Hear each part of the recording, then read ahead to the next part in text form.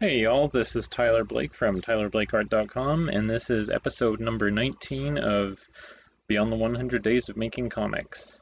I think I had mentioned recently that I was learning how to use Clip Studio Paint, or at least that I was starting to dabble again with some digital penciling for the first time in about 20 years.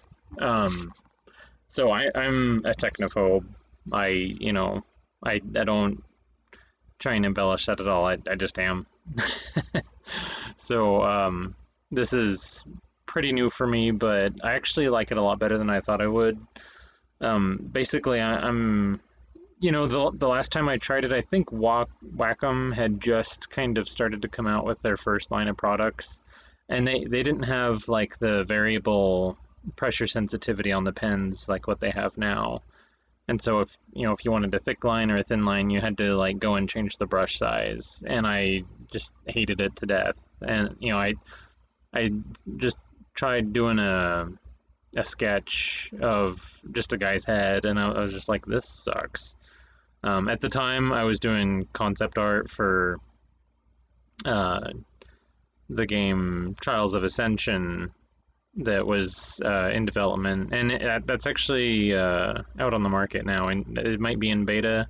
I'm no longer associated with that studio.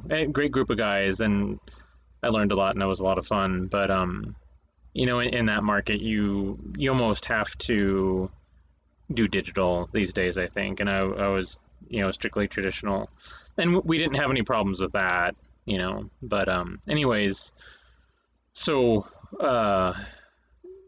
People that I respect have been telling me for a while that maybe I should give this a try.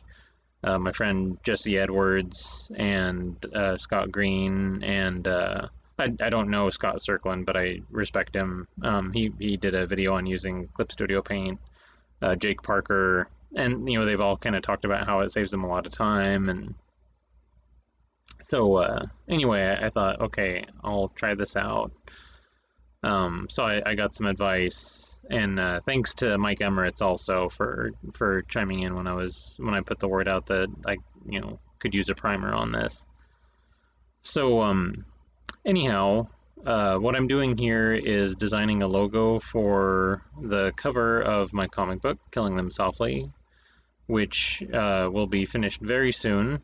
And I was kind of thinking it would be neat to.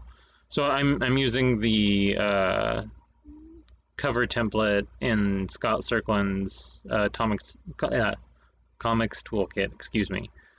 And it's got the little spot in the upper left-hand corner for a logo, and I as a cut in at this point in the drawing, when I zoomed out, this is a kind of a lesson in design. When I realized the kind of the shape that I had overall for the character compared to the shape for the lettering, I thought, oh, I have his pose totally wrong. This is, and you can see already where I decided to go with that. Chad, I'm sure you'll approve. So there's a lot that I can't really say about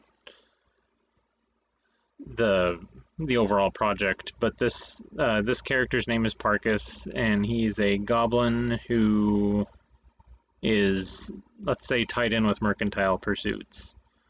And that's as much of a clue as I can really give about the name of the market, or really anything else about that character. If anybody out there remembers the Kickstarter campaign that we ran a couple years ago for the first book, A Prince of the North, which was not successful, but we just kind of dove into Kickstarter without knowing anything about it, and we didn't make it, but I've been doing a lot of research on it while he writes, and so we'll be trying that again real soon. So this comic, Killing Them Softly, is going to serve as an introduction to the same world that A Prince of the North takes place in. Anyways, what I'm doing here overall is some of you, well, if you're watching this, you're probably interested in comics anyway, but I mostly grew up with Marvel comics, and they always had the little Marvel logo up in the corner that had the Marvel lettering, and then it would have like Spider-Man's head or Spider-Man swinging, or like a group of 5 different characters' heads, or Wolverine or something like that. So I thought it would be fun to do something kind of similar, um, because on the template that I'm using from Scott Circlin's Comic Maker Toolkit, it has a little spot just for that, and I thought, oh yeah, I've got to throw that up there. And so this character's name is, I already said that, didn't I? Anyways, this is Parkus. Parkus, this is everybody.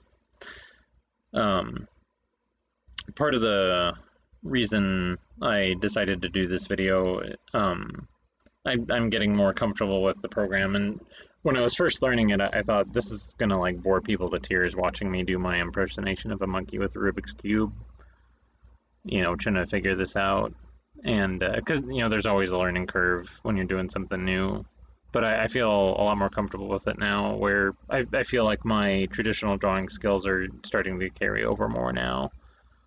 And it's not like, I don't know, I kind of have mixed feelings about parts of it, because I always felt like it was cheating to just be able to like change the size or position of something. But I have to admit, it is really handy if you realize you made a mistake on something like that. It sure saves a lot of time. And I think the main thing for me is that not having it. So as I get close to being done with this, I'll do a layer on top of this that'll be a clean drawing, and I won't have any smudges and eraser marks and all that stuff, and I'll be able to ink it clean.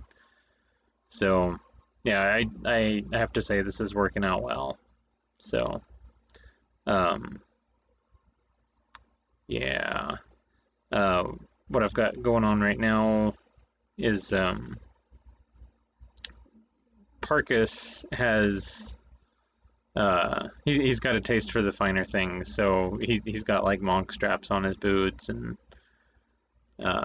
this is still sketchy enough to where it might be kind of hard to tell, but he's wearing like kind of a fancy cape, and he's got a waistcoat on, and he likes his cigars. So okay, that's all I'm gonna say about Parkus. I'm excited about this. So it's kind of hard not to say too much, but anyways, this is going to be drawing to a close here in just a second. So if you would like to read Killing Them Softly when it comes out, you can go to my website and subscribe to my mailing list. So thanks again, and until next time, keep on reading comics, making comics, and buying comics. Bye.